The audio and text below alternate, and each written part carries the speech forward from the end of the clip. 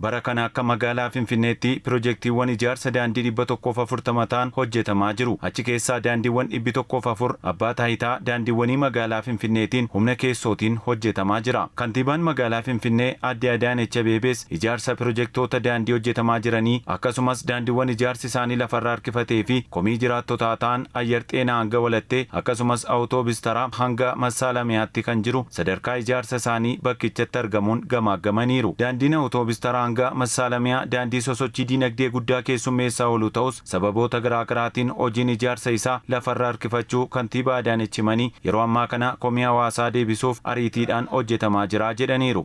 ይሄ መንገድ በተለያዩ እክሎች ምክንያት የዘገየ መንገድ ነው።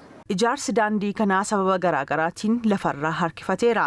Erga eegalamee xiqqoos bubbuleera. Waliigaltee dhaabbata ijaarsa duraan ijaarsa daandii kanaa eegalee ture addaan kunnee amma dhaabbata ijaarsaa kan biroof laanneerra. Daandicha babal'isuun barbaachisaa ta'ee waan argameef dizaayinii isaa sirreessuuf yeroo fudhatee ture. Akkuma beekamu daandiin kun sosochii dinagdee guddaa kan keessummeessudha. Hawaasa hedduutu daandichatti dhimma ba'a. Akkaataa dizaayinii baheen hojjechuuf daangaa kabachiisuu waliin wal qabatee hudhaa ta'ee ture. Dabalataanis wal falmiin mana murtiitti geggeeffamaa tureera. Isa erga xumurreen booddee gatiin meeshaalee ijaarsaa waan dabaleef dhaabbata ijaarsaa duraan fudhate waliin waliigaluu hin dandeenye. Amma dhaabbata ijaarsaa birootu hojjechaa jira. Amma akkuma argaa jirtan ariitiidhaan hojjetamaa jira. Daandichi kiiloomeetira 3.3 dheerata. Riqicha ittiin qaxxaamuran tokko qaba. Gara xooraayilochii wayita deemnu ammoo daandii lafa jalaan dabarsuus qaba. Daandii qalabatii duraan ture dabalatee fooyyessiin kan taasifameefidha.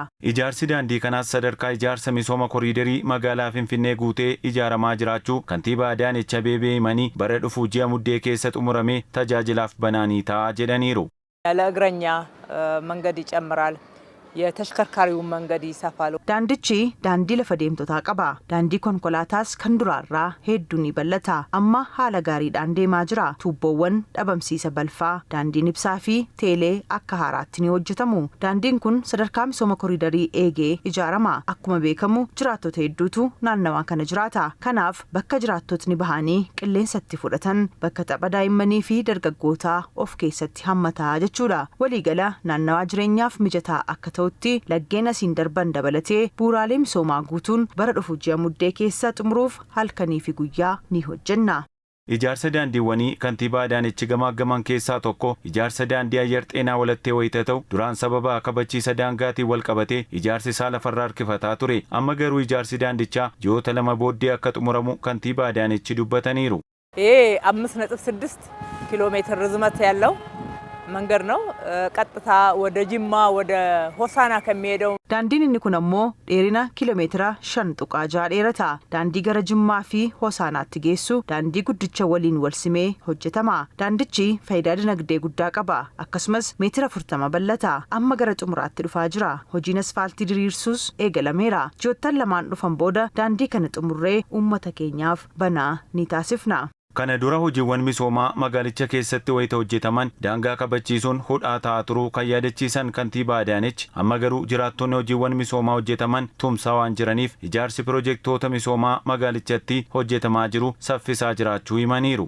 ቀድሞ የነበረው የአዲስ አበባ ታሪክ መንገድም ስንሰራ የተለያዩ ፕሮጀክቶች ስንሰራ የተለያዩ ወሰን ማስከበር ክርክሮች ይነሳሉ። Seenaa Finfinnee duraan ture keessatti daandiis ta'e piroojeektootni biroon wayita ijaaraman falmii daangaa kabachiisuu hedduutu ka'aa ture. Amma garuu seenaan akkasii Finfinnee keessa hin jiru. Hojiiwwan misoomaa wayita hojjennu hawaasni keenya nu tumsu maal isin deeggarruu nuun jedhu. Hawaasa nu waliin hojjetuu fi misoomni akka hojjetamuuf gaafatan qabna. Kun ammoo misoomni sun akka saffisuuf nu gargaareera.